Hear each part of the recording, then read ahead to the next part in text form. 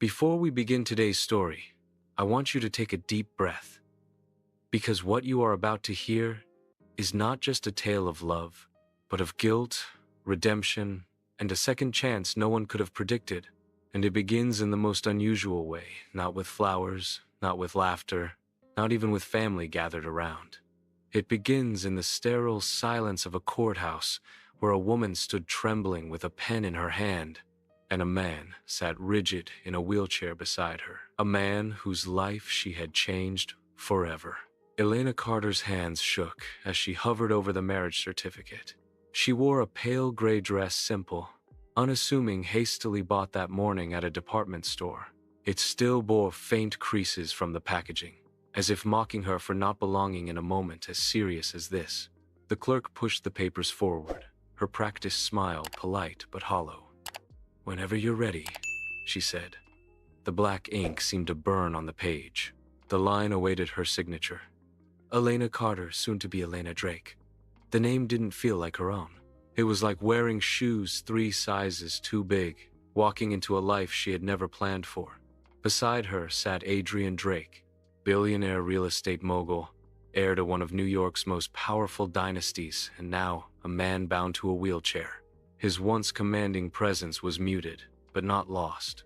His jaw clenched tight, his knuckles bone white as he gripped the armrest. He hadn't looked at Elena once. Not when they entered, not when the clerk prepared the documents, not even now. The accident 3 months ago had changed everything. The day Adrian's limousine had collided with a truck at an intersection. It was Elena's fault. A split-second mistake, glancing at her buzzing phone while crossing the street, had caused the chain reaction that ended in twisted metal, shattered glass, and Adrian's broken spine. She had survived without a scratch. He had survived, but at a cost that left his future uncertain. And now, by a strange, almost cruel twist of law and family arrangement, she was here, marrying him. Elena signed quickly, before her hand gave away the war inside her. Adrian leaned forward when the clerk slid the document to him. His hand didn't tremble. His signature was bold, sharp, and deliberate. Adrian Drake. The name carried weight and power. A reminder of the man he had been, and the man who sat there now, reduced but not defeated, angry but unbroken. The clerk's voice cut through the silence. "By the power vested in me by the state of New York, I now pronounce you husband and wife." The words landed like a sentence in a trial. No kiss, no smile, no joy, just silence. "Congratulations," the clerk said softly, though even she sounded unconvinced. Elena forced a nod. Adrian didn't react. Their ride back to Adrian's penthouse was a journey of suffocating silence. New York roared outside the tinted windows, but inside the car, nothing existed except the unspoken bitterness between them. When the elevator doors opened to his penthouse, perched on the 58th floor of a sleek tower his own company had built, Elena felt like a trespasser. The sprawling apartment was lined with glass walls, steel, and stone. Once a symbol of luxury, it had been remodeled with ramps and adaptive features to suit his new life. "Your suite is down that hall." Adrian's voice was clipped, businesslike, as though addressing an employee. "The staff prepared it this morning." "Thank you," Elena whispered, though her words hung in the air, unwanted. That first night, she lay on the unfamiliar bed in her designated room. The sheets were expensive, the room elegant, but everything felt cold. She listened to the faint mechanical whir of equipment down the hall. Adrian's presence filled the silence like a shadow she could never escape. Her husband, the man who despised her. Sleep didn't come easily. The weeks that followed carved a rhythm of avoidance. Elena, a talented architect, buried herself in work. She stayed late at her firm, poring over blueprints, designing towers that kissed the sky, anything to delay returning to the penthouse. At home, the atmosphere was a museum of silence. Conversations were transactional, stripped of warmth. Adrian, once a titan who closed billion-dollar deals, now held meetings through screens. His tone with her was neutral, almost mechanical. "I have a physiotherapy session tomorrow at 2, he'd say over breakfast, without glancing up from his tablet. She'd nod, replying, "I'll be at the office all day." They lived like strangers, strangers bound not by love, but by guilt, by law, and by an unspoken resentment that weighed heavier than steel beams. Elena often lay awake at night, the irony tearing at her. She was an architect, a woman who built beautiful things, yet she had broken this man's world with a single careless glance. This marriage wasn't love. It wasn't companionship. It was punishment. And though neither of them could imagine it, the cold, silent foundation they had built was about to crack. 3 months. That was how long they lasted as strangers living under one roof, bound together by a paper marriage that felt like a sentence neither of them had appealed, but both of them had to serve. Each day began with silence at the breakfast table. The penthouse kitchen, once alive with staff preparing meals for Adrian's lavish lifestyle, was now a quiet place, where he scrolled through reports on his tablet, while Elena forced herself to sip coffee she barely tasted. Their words were few and chosen with precision, as though any extra syllable might break the fragile truce they lived under. "I have a board meeting this afternoon," Adrian would say without looking up. "I'll be at the firm until late," Elena would reply, stacking her dishes neatly, retreating before the silence pressed her deeper into guilt. It was a dance of distance, choreographed by avoidance. He filled his days with video calls and carefully managed business routines. She filled hers with blueprints, site visits, and the cold comfort of deadlines. The only thing they shared was a roof, and even that felt like a temporary shelter rather than a home. At night, Elena often lingered in her office until long after the city's rhythm slowed. Drafting tables, digital models, and sketch pads became her refuge. She convinced herself that working late was ambition, but deep down, she knew it was escape. The penthouse, though breathtaking in its skyline views, suffocated her with the weight of Adrian's silence. It was past 2 in the morning when she returned home one Tuesday. Her heels clicked softly against the marble foyer as she entered, the city's neon glow spilling faintly through the glass walls. Usually, the penthouse was dark at this hour, a sanctuary of stillness. But that night, light leaked from the living room. Not the warm yellow of table lamps, but the harsh blue-white glow of the city beyond, pouring in through floor-to-ceiling windows. Adrian was there.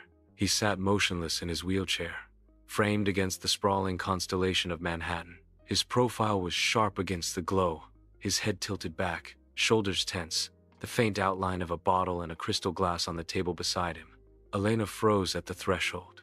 For 3 months, she had seen him only in fragments, his clipped words, his neutral tone, his deliberate avoidance of her presence. But here, caught unguarded, he looked human. A man alone in his fortress of glass, not the impenetrable mogul the world knew, but someone wrestling with battles she couldn't see. She should have slipped away, returned to her suite, let him keep his solitude. But something in the curve of his shoulders, in the heavy stillness of the room, anchored her in place. Her voice was hesitant, soft. "Couldn't sleep?"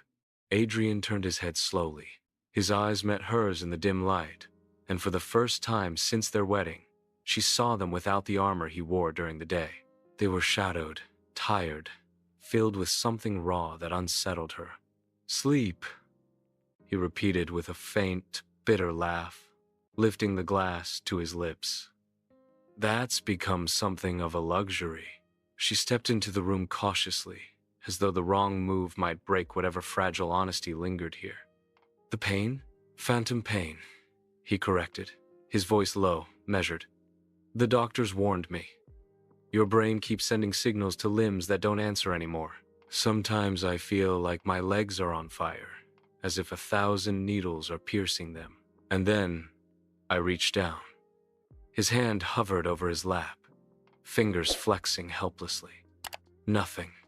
The words, so calm yet so devastating, hollowed the silence between them. Elena felt her chest tighten.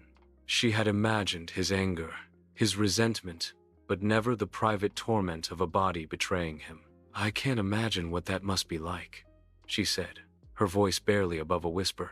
And then, instantly regretting the inadequacy, she added, I wish I could take it away from you. Adrian's gaze lingered on her, unreadable. No, you can't. Silence stretched again, but this time it wasn't the icy distance of before. It was heavy, yes, but also fragile, vulnerable, as if both were standing on the edge of something neither had dared to approach. Elena moved further into the room, gesturing toward the couch across from him. May I? For a long moment, he didn't answer. Then, almost imperceptibly, he nodded. She sat, tucking her legs beneath her, folding her hands to still their nervous tremor. The city glimmered beyond them, millions of windows shining like restless stars. And for once, she wasn't looking at the skyline. She was looking at him. Her words came before she could restrain them. You hate me. I know you do. And you have every right to. Adrian didn't move, but the faint furrow in his brow deepened. Not a day goes by that I don't replay that moment, Elena continued, her voice cracking. The light turning yellow, my phone buzzing. The second I looked down, if I could trade places with you, Adrian, I would. In a heartbeat. The admission hung between them, trembling like glass on the verge of shattering. When he finally spoke, his voice was deliberate, as if each word cost him something. I don't hate you, Elena's breath caught. I've wanted to, he added, his eyes dark, steady. God knows it would be easier if I could, but I don't. She blinked, unsure if she'd heard correctly. You don't? Adrian shifted slightly, lifting the glass but not drinking. I hate what happened. I hate what I lost. I hate that I'll never run again, never dance at a gala, never feel the sand under my feet at the beach. I hate the way people look at me now, my father with disappointment, business associates with pity. I hate waking up every morning and forgetting just for a second before it crashes back. His voice faltered, raw. But hating you wouldn't change any of that. It wouldn't give me back what's gone. It wouldn't undo the moment. Tears blurred Elena's vision, sliding down her cheeks unchecked. For months, they had lived like strangers, their silence heavier than any words. Yet here, in the still hours of night, their pain, hers wrapped in guilt, his forged in loss, finally spoke. Neither moved closer, neither reached across the distance of glass and shadow between them. But something shifted, quietly, like the first crack of ice, thawing in spring. Adrian looked away at last, his profile outlined against the glowing city. You should rest. You've been working late again. Elena rose, her legs unsteady, her voice trembling as she said softly, Thank you for letting me stay. He didn't reply, but his silence wasn't rejection this time. It was acknowledgement. When she left, she paused in the kitchen, staring at the darkened coffee machine. And, without quite knowing why, she decided that tomorrow morning she wouldn't leave it for the housekeeper. She would make him the coffee herself. The next morning, Adrian woke to a scent he hadn't smelled in months. Not the generic brew prepared by staff, but a rich, dark aroma that reached him before he even opened his eyes.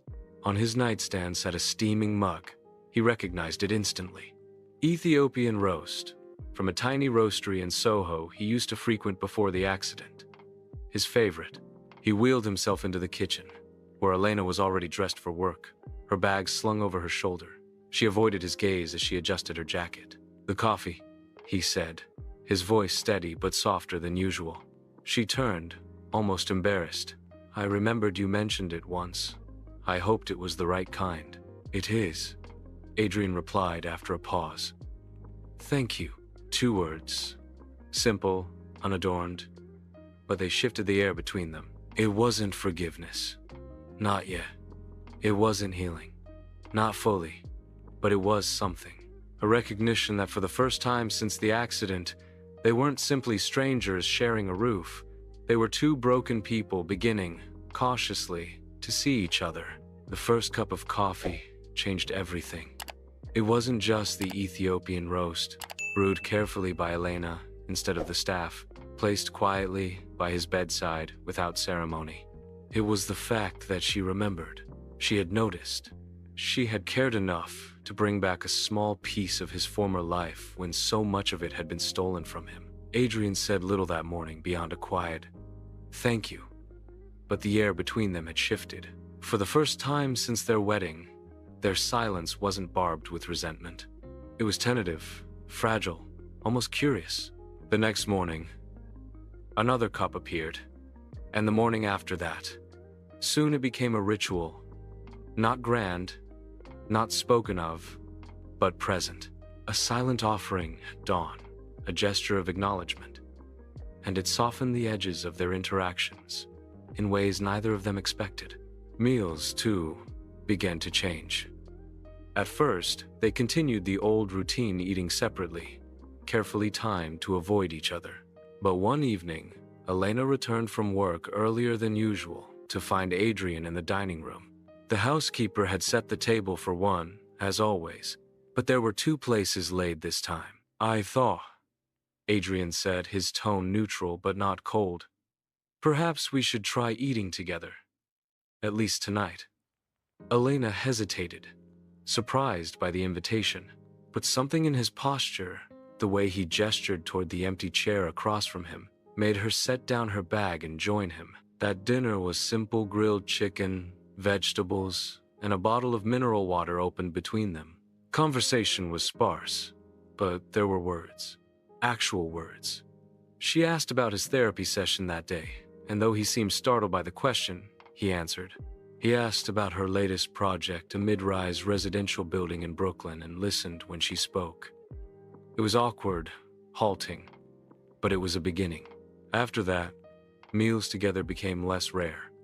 Slowly, carefully, they began to fill the empty spaces of the penthouse with small fragments of conversation. Adrian's therapy sessions became another unexpected bridge. At first, Elena told herself she was only going to stay informed, nothing more. But as she sat in the corner of the rehabilitation center, watching him push his body through pain and exhaustion, something shifted inside her. She saw not the billionaire tycoon or the man who resented her, but someone fighting, clawing back pieces of himself, one movement at a time. The first day he managed to balance upright between parallel bars for a full minute. She clapped without realizing it. Her eyes shone with pride, unguarded, and for a moment, Adrian simply stared at her, as if he couldn't quite believe the sincerity in her expression. Later, in the car, damp with sweat and pale from effort, he muttered, "Why do you care?" She kept her gaze on the road. "Because it matters. Because you matter." He didn't answer, but when their eyes met briefly in the reflection of the window, something wordless passed between them. From then on, she accompanied him more often. She celebrated small victories, the first time he could flex his toes. The afternoon he managed to transfer from chair to therapy bench with minimal help. Her presence didn't erase the difficulty, but it seemed to steady him, to remind him that progress was not measured alone. And though Adrian rarely said it out loud, her encouragement became a lifeline he hadn't known he needed. The professional world, too, conspired to draw them closer. One evening over dinner, Elena mentioned an upcoming presentation. "We're bidding for a project in Midtown," she explained, slicing her chicken with quiet precision. "It's a mixed-use development, residential on the upper floors, retail and green spaces below. If we win, it could redefine that corner of the city." Adrian set down his fork, interest flickering in his eyes. "Who's funding it?" "Private investors, mostly. Some international, some local." He leaned back slightly. "And how are they approaching sustainability?" "That area has zoning restrictions, environmental impact assessments. If they overlook those, they'll run into regulatory walls within a year." Elena blinked, startled by the precision of his insight. "You know the site?" "I know the city," Adrian replied, almost offhand, but his voice carried the confidence of a man who had once negotiated projects on that very skyline. She found herself leaning forward. "Then tell me what you see." "Architecturally, we've proposed open courtyards to soften the massing, But the investors are focused on maximizing units. They don't see that if we cut too close, we'll lose long-term value. For nearly an hour, they debated her from the perspective of design, him from the vantage of development and finance. The dialogue flowed, sharper and more alive than anything they'd shared before. By the end of the meal, she realized with a start that he had looked directly at her more times in that single conversation than in the 3 months that had preceded it. It wasn't just talk, it was respect. And Elena, who had long felt like an intruder in his world, felt for the first time like an equal sitting across from him. Shared interests crept in quietly.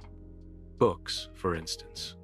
Adrian's shelves were lined with biographies of titans, histories of cities, economic theories, and architectural monographs. One evening, as Elena wandered into the living room, she found him absorbed in a well-worn copy of The Fountainhead. "You're really reading that?" she teased lightly. He glanced up, arching an eyebrow. "And why not? It's a controversial choice for a man in real estate." He smirked faintly. Controversial is just another word for influential. To her surprise, he invited her to sit, and soon they were trading thoughts on architecture, ambition, and the morality of design. The discussion stretched late into the night, punctuated by disagreements, laughter, and moments of silence that felt less empty than before. Films, too, became common ground. Adrian had an extensive collection of old movies, relics from a time before streaming swallowed everything. On a rainy Sunday afternoon, Elena found herself curled on the sofa beside him, watching Casablanca on the massive screen. They didn't touch. They didn't sit close enough for it to be mistaken as intimacy. But when she glanced sideways at him during the final scene, she found his gaze already on her, softened by something she couldn't name. And then there was humor, dry, subtle, unexpected. Adrian's wit, usually hidden beneath the armor of his reserve, surfaced in small remarks. Elena, surprised into laughter, discovered that her own terrible jokes could coax a smile from him. "You know," he said one evening after she groaned at one of his puns, "you have a terrible sense of humor. And you're one to talk?" She shot back, laughing despite herself. He smiled a real smile, rare and unguarded, and the sight of it lingered in her long after she left the room. The shift was gradual, like dawn creeping over the skyline, imperceptible until the world was suddenly filled with light. Adrian began to seek her presence, though he never admitted it outright. He would ask her thoughts on business reports, on market trends, on the shifting skyline of New York. She would share her insights, and he would listen, truly listen, with the attention of a man who valued her mind. Elena, for her part, found herself drawn not only to his brilliance, but to the vulnerability he tried so hard to conceal. She noticed the way his hands tightened on the wheels of his chair when phantom pain struck, the faint lines of fatigue around his eyes after long therapy sessions. She admired the quiet strength it took for him to fight daily battles no one else could see. They were still careful, still cautious, still haunted by the past that had forced them together. But they were no longer strangers. They were companions, hesitant, fragile, but undeniably connected. And then came the evening when the walls nearly fell.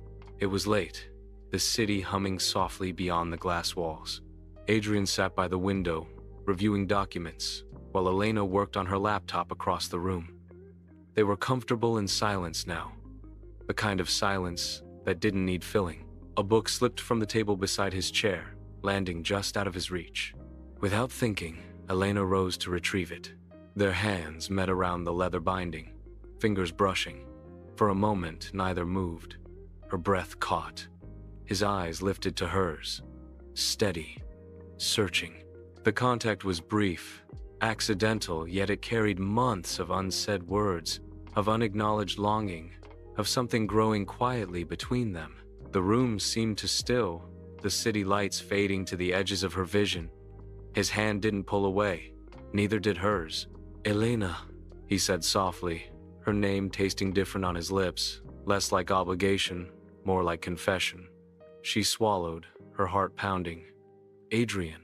The space between them tightened, charged with possibility. His thumb grazed her knuckle, a touch so small yet so electric it made her breath tremble. Their faces were closer now, closer than they had ever been, the air thinning, every heartbeat a question. And then, almost at the same instant, both drew back. The spell broke. Elena straightened quickly, the book clutched in her hand, her cheeks flushed with heat. Adrian leaned back in his chair, his expression carefully neutral once more, though his eyes betrayed the flicker of something he couldn't fully hide. The silence that followed was different than before. Not empty, not cold, but heavy with everything they had almost allowed to happen. Elena placed the book gently on the table and murmured, "It's late. I should rest." Adrian nodded once. "Good night, Elena." Her footsteps echoed softly down the hallway, leaving him alone with the quiet thrum of the city. He lifted his hand, staring at the fingers that had brushed hers, and for the first time in months, he let himself imagine what it might mean if their arrangement was no longer just an arrangement. Neither of them slept easily that night.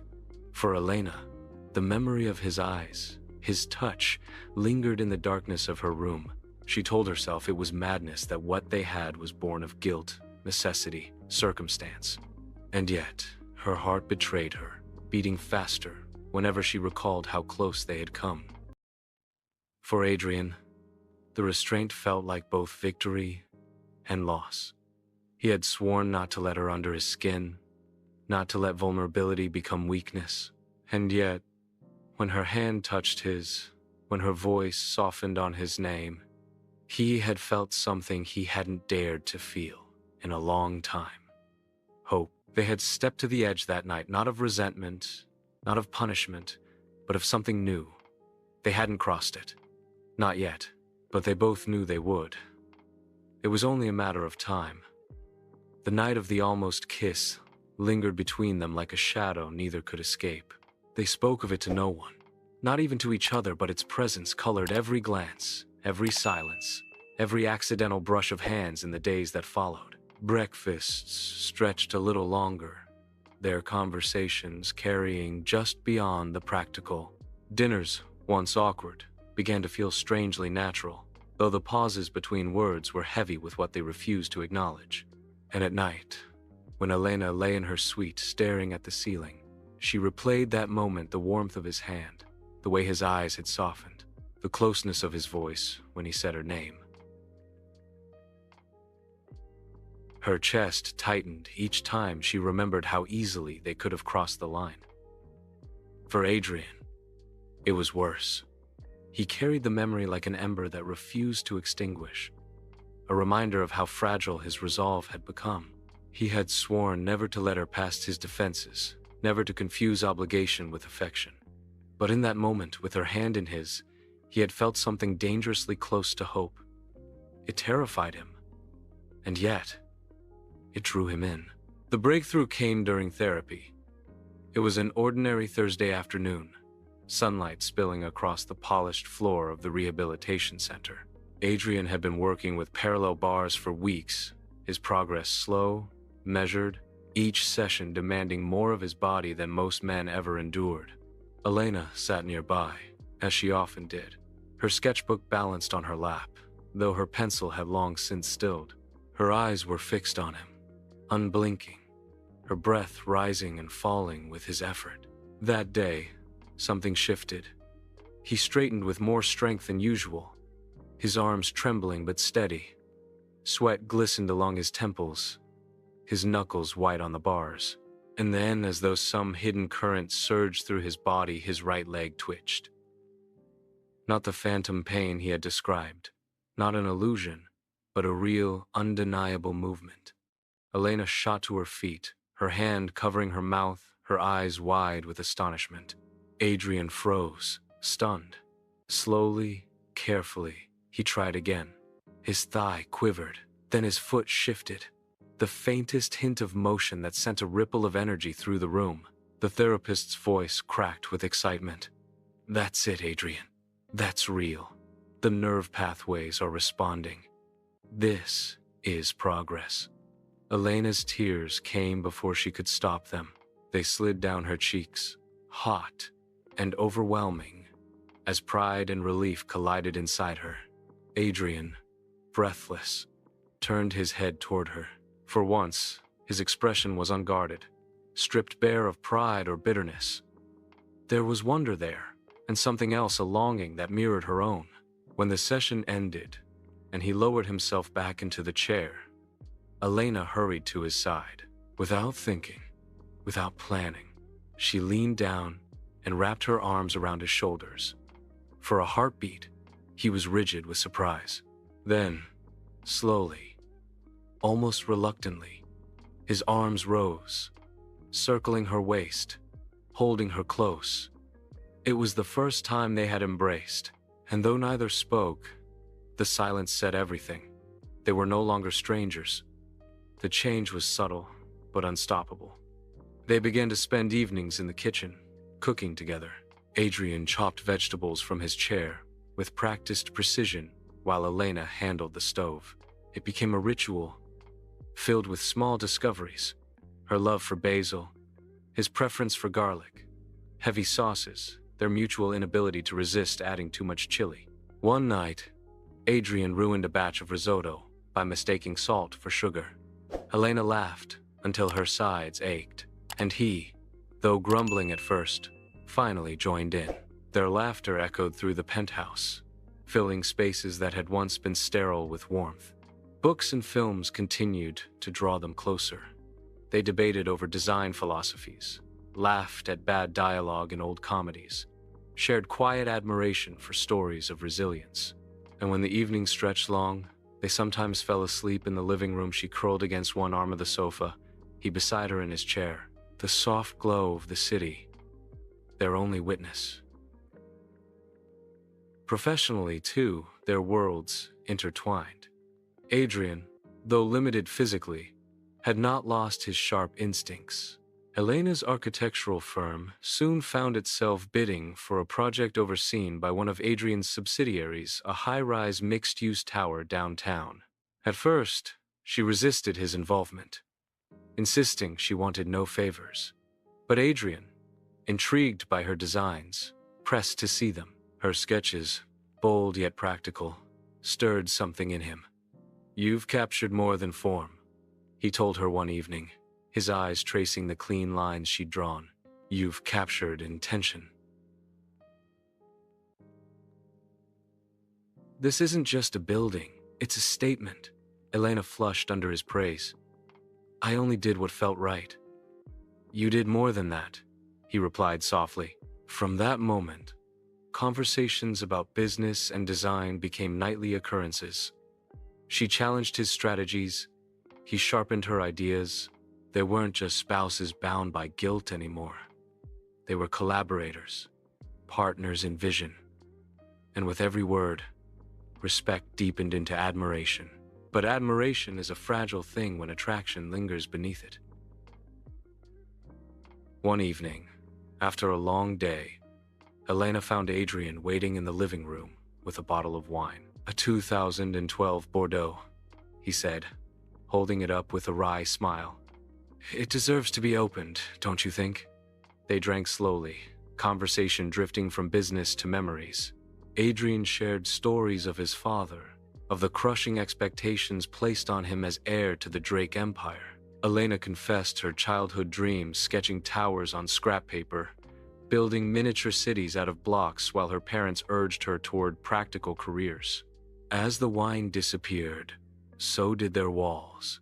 Adrian's gaze lingered on her longer than before. Elena's laughter grew freer, unburdened.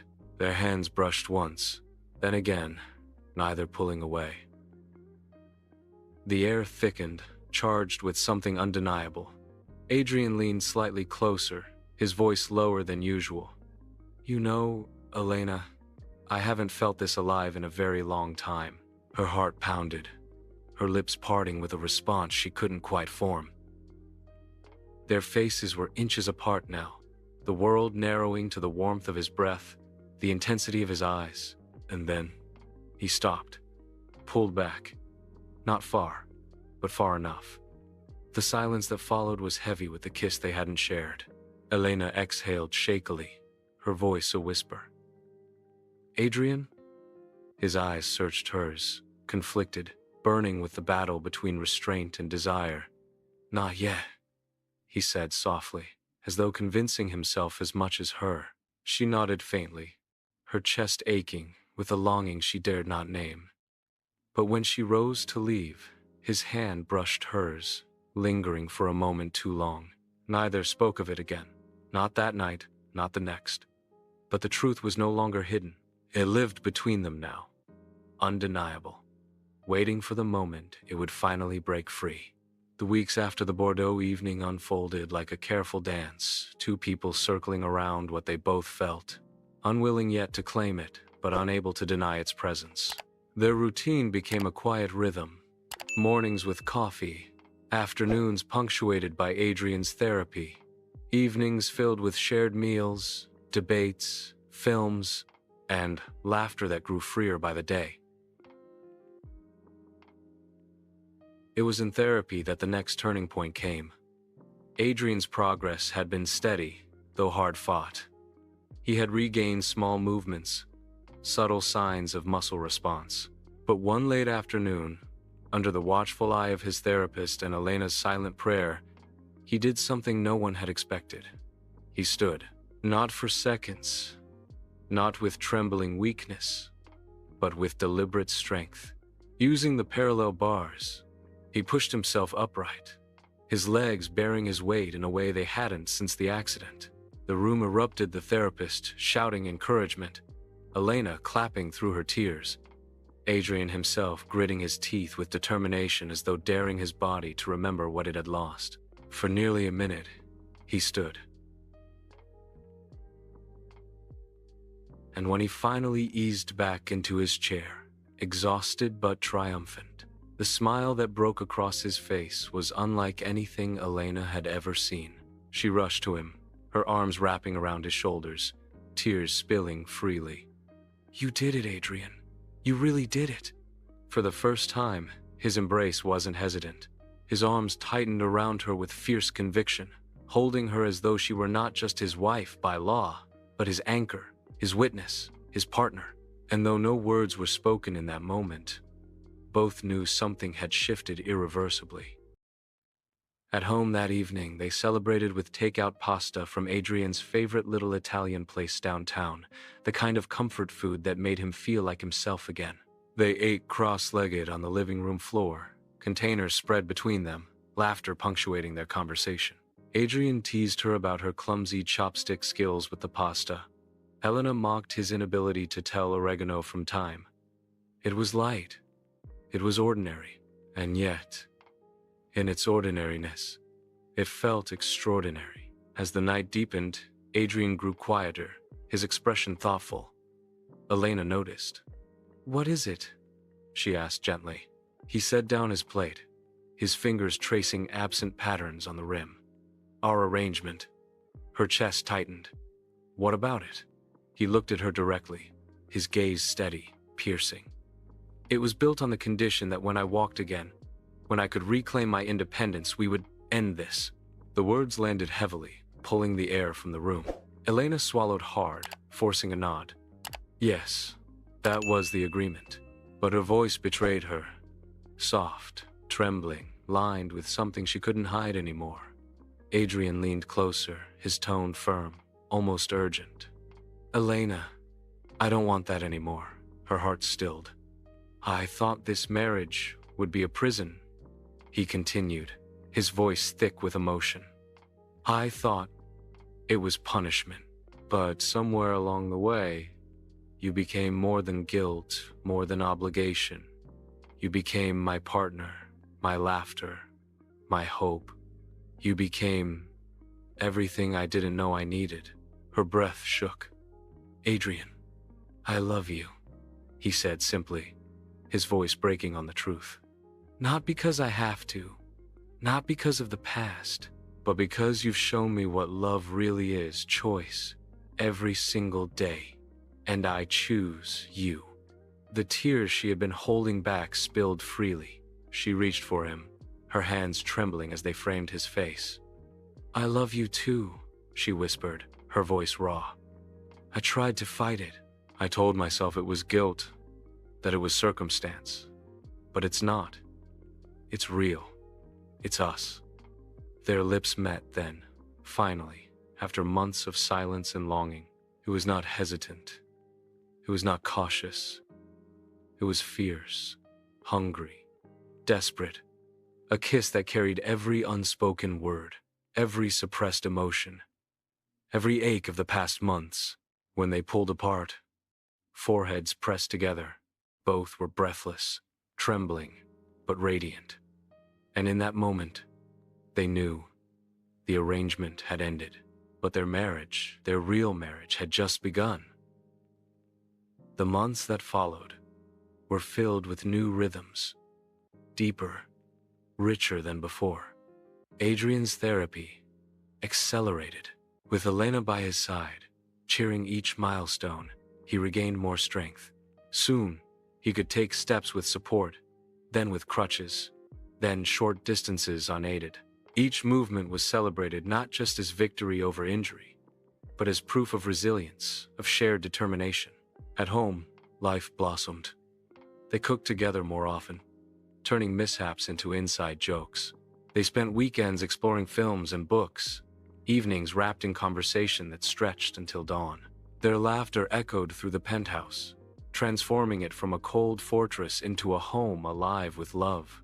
Professionally, too, they became a team. Elena's designs and Adrian's strategies blended into ventures that reshaped parts of the city. They became known not only for their projects, but for the vision they embodied: innovation built on compassion, architecture rooted in humanity. And through it all, their love grew steady. Sure, undeniable. The proposal came one quiet morning. Elena was at the kitchen island, scrolling through her tablet, when Adrian approached. No chair, no cane, just him, walking steadily, though carefully, across the polished floor. Her eyes widened, her heart leaping. Adrian. But before she could say more, he dropped to one knee. From his pocket, he drew a small velvet box, opening it to reveal a ring, elegant, timeless, radiant in its simplicity. "Elena Carter Drake," he said, his voice thick with emotion. "Will you marry me? Not because you have to, not because of guilt, but because you want to, because we choose each other every day, for the rest of our lives." Tears blurred her vision. Her hand trembled as she covered her mouth, then reached for him. "Yes," she whispered, then louder, firmer. "Yes, 1,000 times. Yes." He slipped the ring onto her finger, his hands unsteady, his smile wide. And when she pulled him into her arms, their kiss sealed not just a promise, but a future. Their second wedding was everything the first had not been. Held in the New York Botanical Garden, beneath an arch of roses, it was a day of light and laughter. Friends and family gathered, not to witness a contract, but to celebrate a love forged in fire, tempered by pain, and made radiant by choice. Elena wore white this time, not the rushed gray of a courthouse purchase, but a gown that flowed like her dreams. Adrian walked to meet her at the altar, steady and proud, his steps strong, his eyes fixed only on her. Their vows were raw, heartfelt. "I thought I had destroyed us before we began," Elena confessed, her voice breaking. "But you showed me that love isn't about perfection. It's about choosing each other through every trial, every triumph, every ordinary day. I choose you, Adrian, always. And I thought my life ended the day of that accident," Adrian said, his voice steady, resonant. "But you proved that endings can be beginnings. You stayed through my bitterness, my pain, my fear. You became my partner, my laughter, my hope. I choose you, Elena, always." When they kissed, it was not just husband and wife for the second time, it was the first time. Truly, wholly, in every way that mattered. Years later, on their anniversary, they danced in their living room. The city glittered beyond the glass walls, but all they saw was each other. Their business empire had flourished, their projects reshaping skylines, but none of it compared to the love that had endured. Elena wore both rings, the second wedding band and the engagement ring Adrian had given her. But tucked away in her jewelry box was the plain courthouse ring, kept not in shame, but as a reminder of how far they had come. "Do you ever wonder," she asked softly as they swayed, "what would have happened if that day had been different?" Adrian pulled her close, his lips brushing her temple. "Sometimes, but then I remember the worst day of my life led me to the best days of my life, to you." Their steps were slow, unhurried, the music of their hearts stronger than any melody. And as they danced, they knew true love isn't found in perfection, but in resilience, in the choice to forgive, to hope, to build something beautiful from brokenness. Together, they had faced the worst. Together, they had found the best. And together, they would walk into every tomorrow hand in hand, heart to heart. This was their story, not of punishment, but of redemption, not of endings, but of beginnings, not of obligation, but of love chosen every single day. Thank you for listening. If you have enjoyed this story, please like and share so others can see it too. Also hit the subscription button and notification bell so you can be notified on our next release. Thank you for your support. God bless you.